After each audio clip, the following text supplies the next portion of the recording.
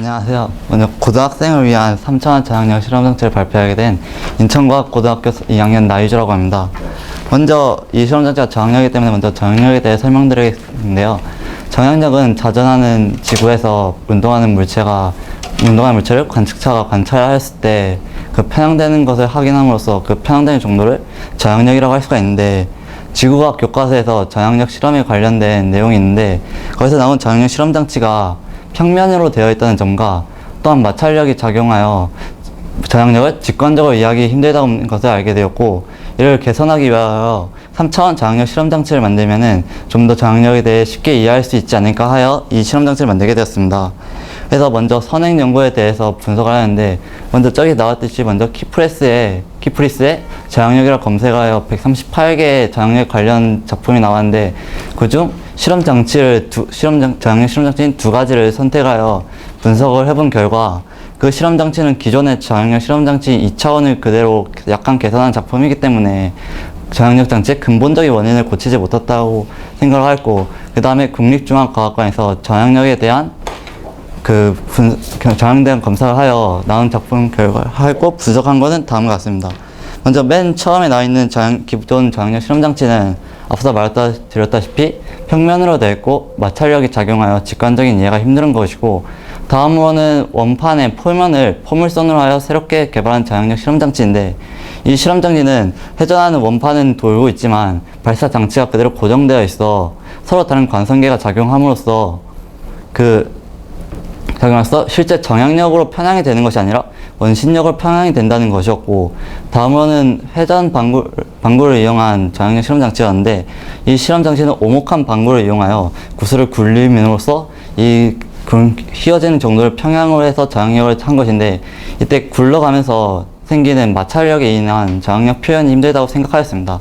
그래서 저는 기존의 저학력 실험장치를 해서 평면으로 되어 있다는 점과 서로 다른 관성계에서 작용한다는 점, 또한 마찰력이 작용한다는 점을 알게 되었고, 이를 개선하기 위해 다음 같은 설계도를 핥고 제작을 하게 되었습니다. 다음 여기 보시는 같이 3차원 저학력 실험장치에 대한 설명이 나와 있는데, 먼저 직관적으로 이해를 돕고자 직경 1m짜리 아크릴 방구로 제작을 하였고, 또한 다음과 같이 여기 고무 자석판을 붙이게 되는데, 이는 지구의 만년력의 중력 효과를 구현하기 위해서 그걸 대신하여 자기력이 작용하도록 고무 자석판을 붙이게 되었습니다. 또한 제 3차원 저학력 실험장치의 가장 중요한 부분은 바로 이 발사장치와 무선장치가 있는데, 먼저 방구와 발사장치를 동시에 부착함으로써 동시에 훼손하게 함으로써 이 실험장치가 같은 관성계에서 작용하고 무선으로 실험할 수 있도록 하였고, 또한 이 발사장치를 굴리는 방식을 사용한 방법이 아니라 발사하는 방법을 사용함으로써 마찰력을 제거하여 실험을 가능하도록 하였습니다. 이를 통해 제 실험장치는 다른 기존의 실험장치는 저학력에 그냥 굴리거나 하였을 때 경로만을 확인을 하였다면은, 저는 이 실험장치를 통해 저학력의 정량적 실험이 가능하다고 생각을 했고, 다음 밑에 나와있던 방법을 토대로 실험 방법을 하여 한번 확인을 해보도록 하였습니다. 이제 실험 방법으로는 다음과 같이 이렇게 설치를 하고 전원을 킨 다음 회전 장치를 이용해 회전방을 돌리게 됩니다. 그 다음 무선 장치를 이용해 발사를 하여 발사하여 자석구가 기준선으로부터 실제로 네. 시범을 좀 하면서 설명을 내가 듣는 게 좋을 것 같아요. 네. 그러면은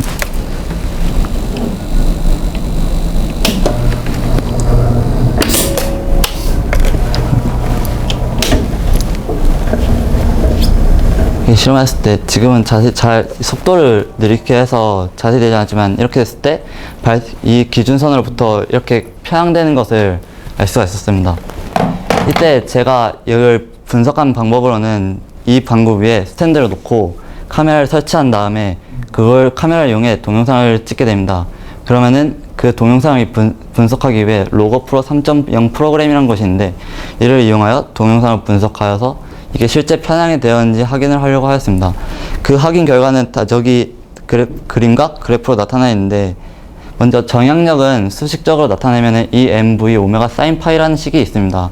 그때 정향력은 각 변인이 각 속도, 위도에 따라 나눠지는데, 그래서 저는 각 속도, 위도에 따른 그 편향 정도를 알아보려고 했고, 그 다음 그래프는 로그풀을 이용해서 좌표를 얻어내고 그거를 그래프로 나타낸 것인데, X축은 시간에 대한 그 X축이고 Y축은 이 기준선일 때 이 간격을 이쪽을 Y축으로 했을 때 나온 Y축이라고 할 수 있습니다.